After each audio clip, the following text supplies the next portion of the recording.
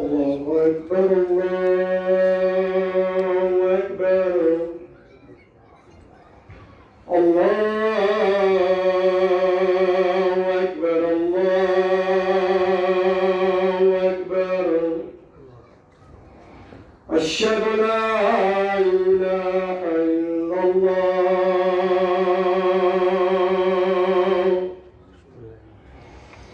أشهد لا إله إلا الله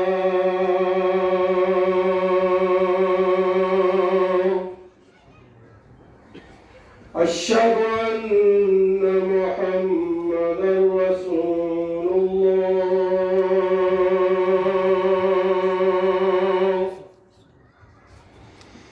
أشهد أن محمدا رسول الله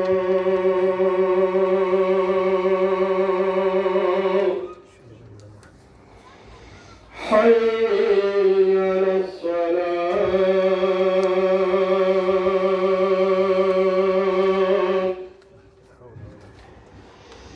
حي على الصلاة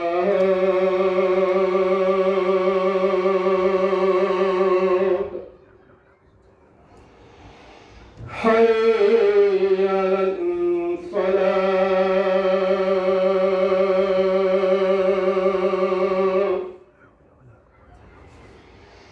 حي على الفلاح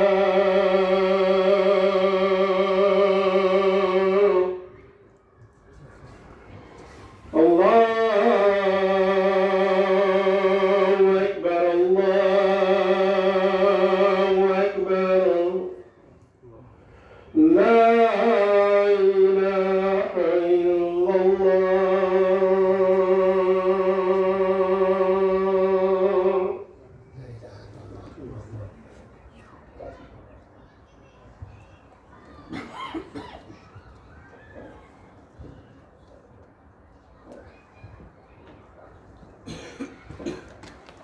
إن الحمد لله نحمده ونستعينه ونستغفره ونعوذ بالله من شرور أنفسنا ومن سيئات أعمالنا من يهده الله فلا مضل له ومن يضلل فلا هادي له ونشهد أن لا إله إلا الله وحده لا شريك له ونشهد أن محمدا عبده ورسوله يا أيها الذين آمنوا اتقوا الله حق تقاته ولا تموتن إلا وأنتم مسلمون أما بعد فإن أصدق الحديث كتاب الله وخير الهدي هدي محمد صلى الله عليه وسلم وشر الأمور محدثاتها وكل محدثة بدعة وكل بدعة ضلالة وكل ضلالة في النار قال الله عز وجل في كتابه الكريم فليعمل عملا صالحا ولا يشرك بعبادة ربه أحدا. Allah subhanahu wa ta'ala says in this verse, so let the one who acts, let the worker, let him work righteous actions. Salihan or salihan, in the connection with the law after. Righteous actions. وَلَا يُشْرِكْ بِعِبَادَتِهِ, and do not do shirk in his worship with anyone else. Ahad. Brothers and sisters, especially when living in the West or any liberal society, whether it's in the West or whether it's in South America or America, anywhere, it's very, very important for us to know our deen, our religion, our aqidah, our i'tiqad. What do we actually believe in? It's a time of confusion where there are many doubts that are seeping into the Muslims. These doubts come from many places. From people of other religions, from atheists, from academics, in the universities. This is a place where there's so much desires and so many shubuhat that a person has to know his deen in a way that we follow the actual word that is based upon aqidah, from the word aqada. When you firmly believe in something, and it's something that, this is the root word of it, aqada, when you firmly believe in something with a firm commitment, and it's something that we believe even without seeing it. Whether it's from the ilm al-ghayb, whether it's Jannah, we know Jannah is true, we know Nar is true, we know Allah subhanahu wa ta'ala is true. Everything He Jalla wa ala informs us, we know it's true, even though we have not seen it. And we should know it in a firm way, like a mountain that will not move.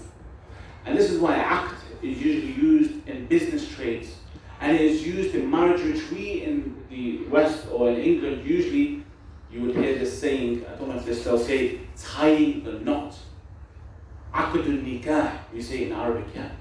The agreement of marriage, if you like. And in English, what do they say? Tying the knot. And you know, that's exactly the word that we use as well. The root word, exactly that's what it means. It's used for when you're tying the knot tightly. And it's used in business transactions, it's used in nikah, marriage, and it's used in aqidah as well. It's from that same root word. Because we must firmly believe that, firmly tying the rope. It's not something we doubt, or something we are researching. If you're researching what the truth is, you don't have the aqidah, la i'tiqad. You're in a state of shak, doubt, or dhan. You think it's the truth. Or rather, when I say dhan, I mean shak, yes, doubt. This is not what a Muslim is. But to get firm belief, we must understand and know what we actually believe in. In a place where so many people in the West, their children have become non-Muslims. And according to a Pew study, and I always bring the study up, 23% of the offspring of Muslims, their children, direct children, their grandchildren or their great-grandchildren have become non-Muslims. 23% from their offspring. One da'i went to Venezuela to give da'wah, not for money, not to do hijrah therefore, because the dunya is there, but for the sake of doing da'wah. All of his grandchildren are non-Muslims now. And he went there for the sake of giving da'wah. And he assumed that he was truthful in his niyyah. Brothers and sisters, we have to stand for what we believe in, and we have to stand for it not just by believing it in our hearts, but we have to give word to that as well. We have to act upon it. If I told someone at work, this building was on fire, we need to leave, and he goes, oh, okay, and he does this, and he stays in the building, that means he did not believe me. And maybe I have not fulfilled my duty, because if he stays there, he's going to burn. And I have to explain to him, this was not a joke, this was not a sarcastic comment, this is not one of our daily jokes because we're so bored at work, we make the most terrible and awful jokes. It's not one of them. It's true, the building is on fire, and if he doesn't move, that's his fault. All I need to do is give him the message. And if he truly believes the building is on fire, then he will exit the building. If I say to him, why are you not moving? And he goes, do you not believe me? It's not a joke. And he goes, yeah, I believe you. I do not find that this person truly believes me, because he's not moving, because he's not acting upon what he believes. And this is what we need to do. We need to not only believe in Islam, believe in the 6 pillars of Islam, believe in Allah, His angels, His book, His messengers, the last day, and Al-Qadr, the bad and the good. But what we need to do is we need to act upon that and tell other people upon it. We are living in a community where we have to stand for what we believe in. Otherwise we may be in trouble. With not only regards of our own children, but what we are as a community as well. People need to know what we believe.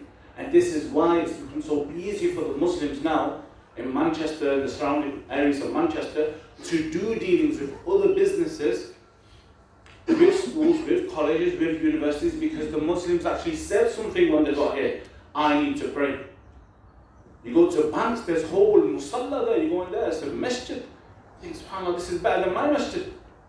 If you were living somewhere as a minority, you think, subhanAllah, how did they get they're such an area they're dedicated to us, and they brought a masjid like carpet, and they're not Muslims. Why? Because they know what we believe in. Why? Because we said we need it, and we told it them. And so the society is changing according to that. They're giving us halal food in madrasas, but if we didn't say anything, would there be halal food in madrasas? And this is the example. This is what we need to do. And so when it comes to, we'll come to inshallah some points that we need to concentrate on. Let me tell you a statement of Ibn Taymiyyah rahimahullah. ما وقع في هذه الأمة من البدع والضلال كان من أسبابه تقصير من قصر في إظهار السنة والهدى. This ummah never fell into innovations and misguidance. This is Ibn Taymiyyah, Shaykh al-Islam Ibn Taymiyyah rahimahullah.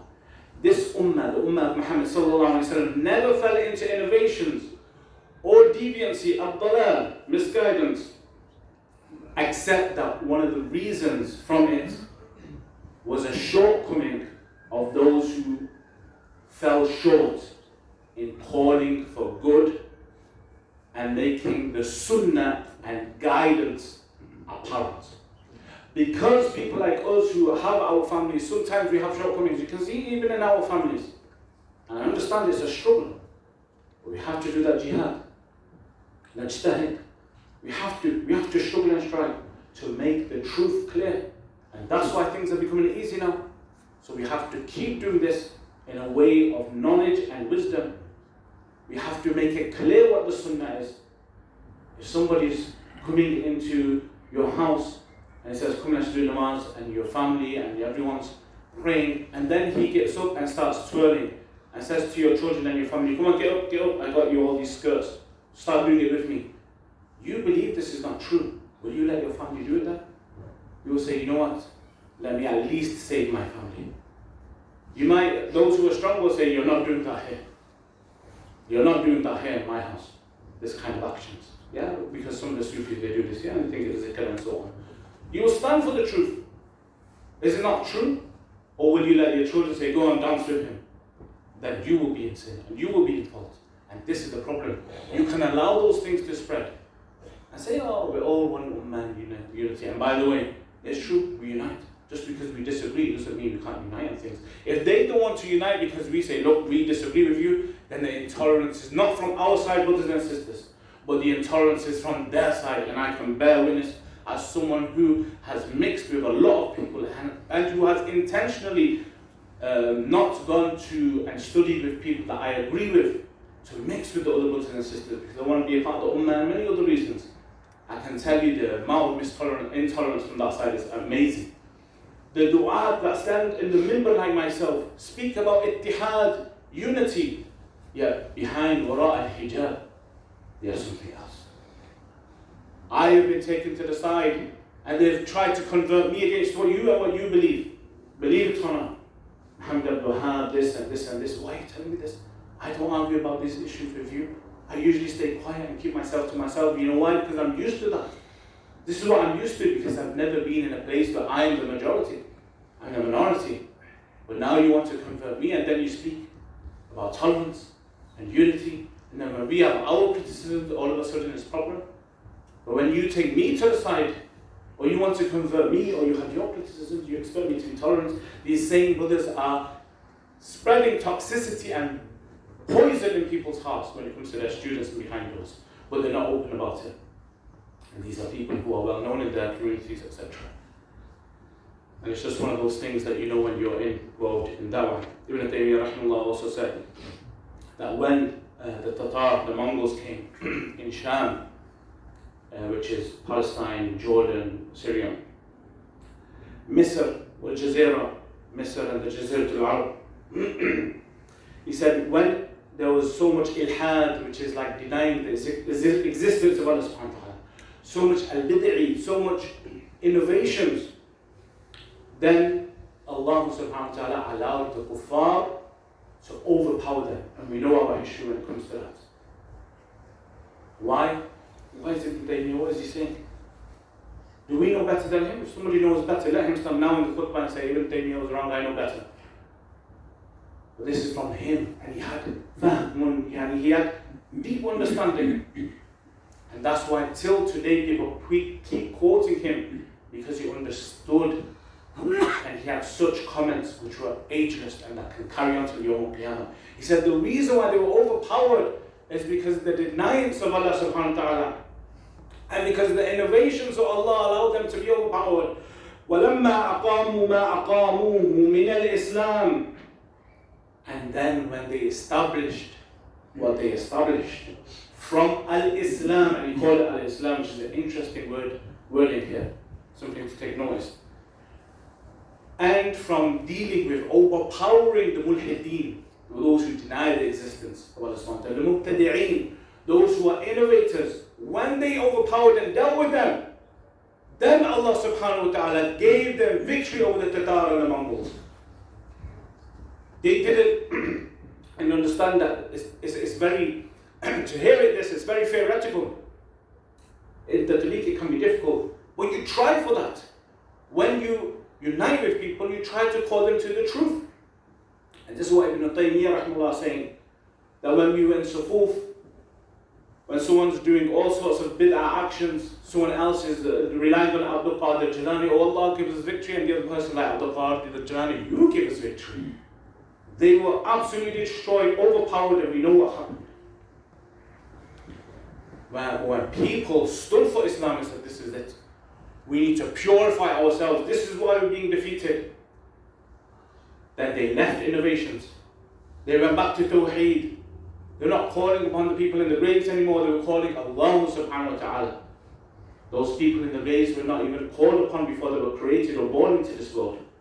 The original is always going back to Allah. When Adam alayhi salam was here, there was no one in the graves. They didn't even know how to bury anyone.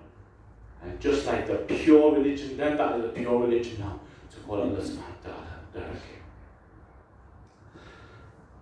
Now, and what is al-Islam? So we look at the wording of Ibn Taymiyyah rahimahullah. It's al-istislamu lillahi bil-tawheed wal-inqiyadu lahu bil-ta'ah wal-bara'u min shirk wa ahlihi. It is to submit to Allah subhanahu wa ta'ala with tawheed. To submit to Allah subhanahu wa ta'ala with tawheed wal-inqiyadu lahu bil-ta'ah. And in accordance with it, acting, obeying Allah with your limbs, yes? In accordance to that. وَالْبَرَاءُ مِنْ الشِّرْكِ وَأَهْلِهِ. And freeing yourself from shirk. وَأَهْلِهِ. From mushrikeen. Yeah, and from his people. That does not mean intolerance or hate. Allah tells us about being kind and treating people nicely. But you will never agree to that. And you will never agree to the one who is acting upon that. Just like a criminal who is hurting other people, stealing. It's not just like, oh, he's a robber, oh, he's a rapist. Oh, he's a good guy though. He has sins. No, you will hate that person for his actions. Same with the people of shirk. Though of course when we say hate here, we don't mean we work as a society, and the Prophet has taught us. We're just reading Sirah and you know how he acts when it comes to treating people with kindness and forgiveness and forbearance and so on. So at-tawheed comes from the word wahhada yuwahhidu. It is when you single something out. Wahhada yuwahhidu. And we single Allah subhanahu wa ta'ala out in our worship. In believing He is the God, the only one true God. In believing He is the only Rabb who maintains us. In believing He is the only Ar-Rahman, Ar-Rahim, Ar-Razzaq. Nobody else is going to give me this. Neither from the grave, nor when they are alive. Not from the tree and not from the idols. And it's ifradullah bil-ibadah. And ifradullah bima yakhtassu bihi. It is to single Allah subhanahu wa ta'ala out in worship. It is to single Allah subhanahu wa ta'ala out what is unique to Him. From it, and you can add to that from His uluhiyyah and from His rububiyyah and from His asma wa sifat. In His divine sense. In His being a Lord. In His names and His attributes which are for Him specially and only. The opposite of Tawheed, though, is shirk. And the one who is upon the way of Hanafiyyah, Al-Hanif, he is someone that's taken from the word who leaning towards something, Al-Mail, leaning towards something, and naturally you would, when you lean towards Tawheed, you will naturally lean away from shirk. Yeah? So when you're leaning away from, leaning towards Tawheed, you will naturally lean away from shirk.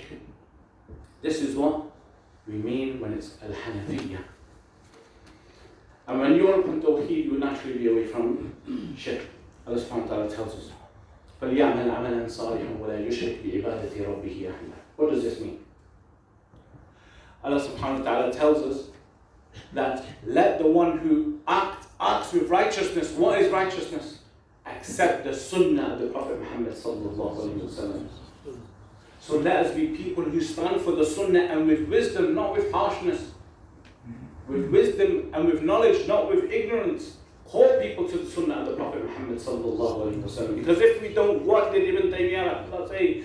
Then it will be a shortcoming of our part, and if it's a shortcoming of our part, the bid'ah and the way of innovations will grab the people and they will grab onto it, and then changing them may be challenging.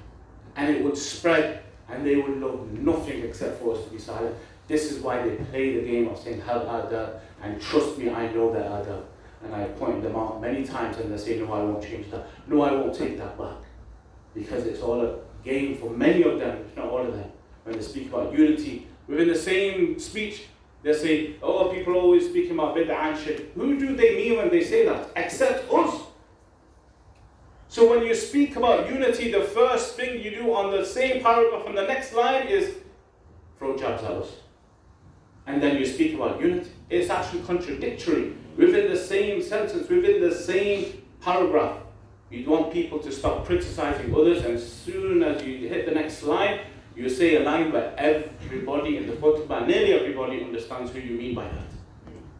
Whenever you say, oh, they speak about bid'ah, and they speak about shirk, who do they mean? Who do they mean usually? And when you know the person as well, when you know the da'i as well, you know, okay, I know who it means. They may not say it publicly sometimes, but we know who they mean. Because the blame comes here, and you know why? Because they just don't like the power of the sunnah. And let me tell you, there's nothing more powerful than the sunnah. And the Prophet ﷺ, you can say, إِنَّمَا الْأَعْمَالُ بِالنِّيَّاتِ وَإِنَّمَا لِكُلِّ امْرِئٍ مَّا نَوَىٰ, and hadith إِلَى الْآخِرِ. All deeds are according to intentions, and all actions are according to the intentions it is done upon. And that is what the next bit is. وَلَا يُشْرِكْ بِعِبَادَةِ رَبِّهِ أَحَدًا, and do not do shirk with your Lord, with anyone. Do not bring shirk with Allah subhanahu wa ta'ala, any one person to do shirk with. بِعِبَادَةِ رَبِّهِ, in his worship. Do your ikhlas to Allah subhanahu wa ta'ala, and these are the two conditions of any prayer, of any ibadah. One is to do ikhlas, doing it for Allah's sake, not to show off even. And that's the minor shirk when you show off riyah, which the Prophet ﷺ said himself. Two, to do it according to the sunnah of the Prophet ﷺ. So a person might be sincere, but if he comes into the masjid and he does some twirls and he shakes and he goes and says, I've done my Jum'ah, he may have been sincere. He's never been out his house and he's only been taught this in his village.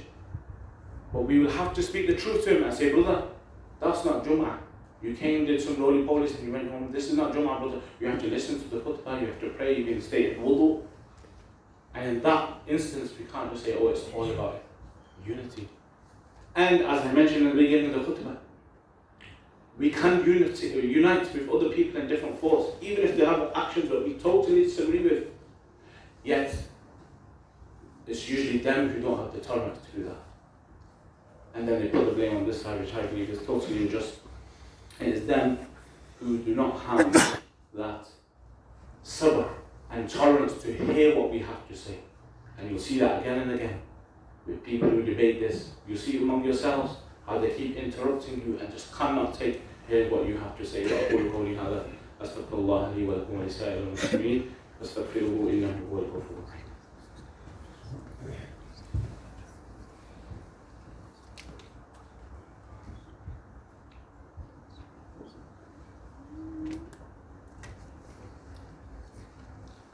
بسم الله الحمد لله والصلاة والسلام على رسول الله صلى الله عليه وآله وصحبه وسلم. So Allah subhanahu wa ta'ala tells us in the Quran. نعم. بسم الله.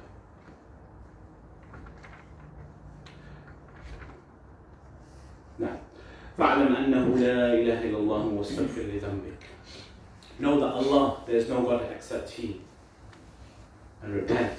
Or do istighfar, ask forgiveness for your actions. Do repentance to Allah subhanahu wa ta'ala. As we mentioned, that innovations, they are not allowed in Islam. The Prophet told us, من أحدث في أمرنا هذا ما ليس منه فهو رد. وفي رواية لمسلم من عمل عملا ليس عليه أمرنا فهو رد. The Prophet clearly said, as you find this in Arba'in an-Nawawi, in Bukhari, Muslim, and the second narration from Muslim, whoever ahdatha min something new in our religion, fi amrina, in this matter of ours, fahuwa rad, then it is rejected. Man amila amalan, whoever acts an action, laysa alayhi amruna, that is not based upon what we believe, Islam, fahuwa rad, is rejected. You may say, no, I'm carrying on, but from the Prophet saying it is rad, is rejected. The Prophet told us to stick with our sunnah and the sunnah of the righteous, rightly guided Khalifs and Khulafa al-Rashideen al-Mahdiyeen. Addu alayha bin nawajid. Grab up to them with your mawla teeth, the sunnah of the Prophet. وَإِيَّاكُمْ وَالْمُحْدَثَاتِ الْأُمُورِ وَإِيَّاكُمْ وَمُحْدَثَاتِ الْأُمُورِ. And upon you is the new actions. فَإِنَّ كُلَّ بِدْعَةٍ ضَلَالَةٍ. But indeed, every new action is in misguidance. So we need to teach our religion to our children. And it's not just innovations, we need to tell them everything else. Smoking, drugs, drinking, gambling, this is haram. We need to teach them this. Homosexuality is haram. We need to be a bit wise in the way we do that nowadays, especially. Yes? Changing the creation is haram. I'm a cat. No, you are not a cat. You're having problems. Apparently people are bringing ears and tails now into the classrooms. And saying, I'm a cat, you can't do anything. You can't tell me to take this off. I'm a cat. This is what they wanted. Is this what righteousness? Is this what rightly guided is? Is this what you wanted in your classrooms and your society to be? And if they keep on this, they will pay for it. And we need to stand for our truth and what we believe and make it clear with wisdom and knowledge. Changing your danger is not from Al-Islam, it contradicts this Al-Islam. And we need to make sure that we teach our deen to our children. Who should we take our aqidah from? There are different people who read different things, and inshallah I will try to summarize the rest. I understand that inshallah ta'ala many of you have places to go bi'idhnillah. Will you take your aqidah from those who say, I follow the Salaf? Or will you go to those people who actually believe in Ibn Arabi? وَمَا أَدْرَاكَ Ibn Arabi. The same person who criticized Nuh alayhi salam, he didn't do da'wah properly. 950 years, one of the greatest messengers ever that Allah has praised from Ulul Azm. He's saying, oh, he didn't do da'wah properly. That kind of person. How many, there's a book out there, 200 scholars, major scholars, who refuted him. Did takfir of him. Ibn Hajar al-Asqalani, many of you don't know, did mubahala with one of his followers. If he's rightly guided, but if he's misguided, then may Allah curse him. You don't mubahala, yes? But they curse each other, or the one who's on the truth is saved, but the one who's on falsehood, let him be cursed. The other person died within a year. And Ibn Hajar al-Asqalani did this, which maybe people would expect that to happen. And he died within a year. And yet these respectable people of knowledge, we give everyone their respect in academy and ilm and everything to an extent, and they would quote Ibn Arabi in their works. Would you take aqidah from this person? Was be about wahdatul wujud, wahdatul shudud? Such and such scholar said this from 150 years ago. This is philosophy, ilm al-kalam. Ibn Arabi said this. Or would you take the knowledge from the ilm of those people who say the Salaf said this? Imam al-Bukhari said this. Imam al-Bukhari has a chapter in Sahih al-Bukhari that says this. Who will you rather take from? So we must know and teach our religion, the proper aqidah of the people of Allah subhanahu wa ta'ala. Even those who do ta'weel of sifat, their own major scholars, a number of them said we fear. You know how they say that the majority upon our aqidah, it's not even true, because they said themselves, a number of them, we fear that when they read Quran, they would understand it like this, and guess what way they would understand it. What we believe. Upon the zahir, what Allah subhanahu wa ta'ala says, we take it. And that isn't just aslam, or we submit to what it says. No, this is disrespectful to the Salaf. They're saying, oh no, they left this stuff, they just thought, we leave it to Allah bas. That's disrespectful. You don't know the amount of struggle they did to understand the Quran and to tadabbur upon Quran. You underestimate that if you think they left those parts. Oh, what does this mean? Aslam. Naslim. Yeah. No. They thought about those things, they believed those things, and they confirmed those sifat of Allah subhanahu wa ta'ala. Those people who say Allah is not merciful, we say no, He is merciful. And that's what they say. People who are close to us, they say this. We vehemently say no, we totally disagree with this. Allah is the Rahman because He said the Rahman. And we know this from the Arabic language. And this is what we stand upon. And we must make that clear. Yes, we work together, and you never heard me say this before. And maybe you won't hear me say it a long time afterwards. But sometimes we need to make it clear, because I will be blameworthy if we don't say this. How dare you say Allah subhanahu wa ta'ala doesn't laugh when it's in Sahih al-Bukhari? And you will say, oh no, we don't take that. Or you do ta'weel of it. Yes, we work together. We're still Sunnis, inshallah ta'ala. But we vehemently say, no, Allah subhanahu wa ta'ala does laugh, because the Prophet sallallahu alayhi wa sallam said that. We believe that Allah subhanahu wa ta'ala is Ar-Rahman, is Ar-Rahim. How can you say Ar-Rahim? That Allah is not Ar-Rahman, no, He can't have mercy. How can you say that? So we vehemently disagree with this, and I'm making it clear here to our Jama'ah, not arguing with them. To our Jama'ah, I'm making it clear this is what we believe. And this is what we firmly stand upon. Brothers and sisters, forgive me for going over the time, inshallah. If you could just allow me a few more minutes to wait, I'll make the salah short, inshallah ta'ala. I have some good news. Alhamdulillah, we have secured a field for Eid. Alhamdulillah. Eid Salah will be at 9:30 sharp. Eid Salah will be at 9:30 sharp. Please be there on time. It will be, if you follow Richmond Street, to the end, you probably all know, Curzon Ashton Football Club. Curzon Ashton Football Club, the Salatul Eid will be held there, 9:30 a.m. sharp. Please be there on time, because the prayer will be prayed, inshallah, close to its time. We must show good mannerisms, park nicely, be considerate of other people, inshallah ta'ala, take your rubbish with you, and listen to the stewards. Yes, there's going to be volunteers, volunteering, giving their time in Eid, cut them some slack, and just listen to them what they say, inshallah ta'ala. We want to make a good name for us, and for the Muslim community, inshallah ta'ala. So try to car share where you can. If your neighbor or your friends are going, you're probably going with your family, right?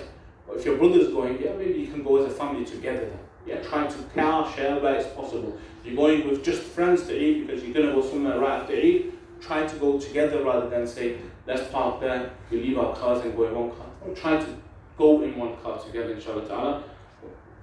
And so try to car share, which you can guess, because the parking will be to some extent limited, or you'll have to park elsewhere. Please don't park in front of someone's drive if you are going to the residential areas to park. And please don't do what rarely happens, which is park on someone's driveway. This is not from the mannerisms of Islam. And so when you go onto Richmond Street to the end, there will be a public car park on the right where the curve is. This is where you will first park, inshallah ta'ala, and there will be stewards there to help you and guide you to the right way, inshallah ta'ala. Prayer mats. Bring your prayer mats. There's a limited amount of something that we will put down, yes? It's limited. You need to bring your own prayer mats, and even on top of that, you should have your prayer mats to put on top of this as well, just in case we don't know how dusty it might be and clean, if it needs cleaning and so on. Come in a state of wudu. You need to have your wudu, because we don't have wudu facilities like here. So you need to come in a state of wudu, inshallah ta'ala. You, the family, the children, try and come in a state of wudu. So when you come there, we pray, and then we're going to go home, inshallah ta'ala. And what time is it? At 9:30 sharp. It will be 9:30 sharp. We will send everything out, inshallah ta'ala, in a nice little message. A poster will be here. There will be leaflets in the masjid. So come in and pick them up, inshallah ta'ala. And that is on Wednesday, the 28th of June. Yes, at Curzon Ashton Football Club, 9:30 a.m. We ask Allah subhanahu wa ta'ala tawfiq. Also, when it comes to the 6 pillars of Islam that we mentioned, Ibn Abu Abbas is teaching the 6 pillars of Islam every last Sunday of every month, and he will be here this Sunday, inshallah ta'ala, after Asr Salah, which is at 6:30. So come and learn your deen and the pillars of Islam. Barakallahu feekum. We ask Allah subhanahu wa ta'ala to accept from us, to forgive us of our shortcomings, and grant us tawfiq. Allahumma alif bayna qulubina wa aslih dhata baynina wa hdina subul salam wa najjina min adh-dhulumati ila an-nur wa jannibna al-fawahisha ma dhahara minha wa ma batan wa tub alayna innaka antat tawwabur rahim. ربنا آتنا في الدنيا حسنة وفي الآخرة حسنة وقنا عذاب النار. يا مصرف القلوب صرف قلوبنا على طاعتك. يا مقلب القلوب ثبت قلوبنا على دينك. ربنا لا تزغ قلوبنا بعد إذ هديتنا وهب لنا من لدنك رحمة إنك أنت الوهاب. اللهم اغفر لنا ولوالدينا وللمؤمنين والمؤمنات والمسلمين والمسلمات برحمتك يا أرحم الراحمين. إن الله يأمر بالعدل والإحسان وإيتاء ذي القربى وينهى عن الفحشاء والمنكر والبغي يعظكم لعلكم تذكرون فاذكروا الله يذكركم واشكروه يزدكم واتقوه يجعل لكم من أمركم مخرجا. أقيم الصلاة.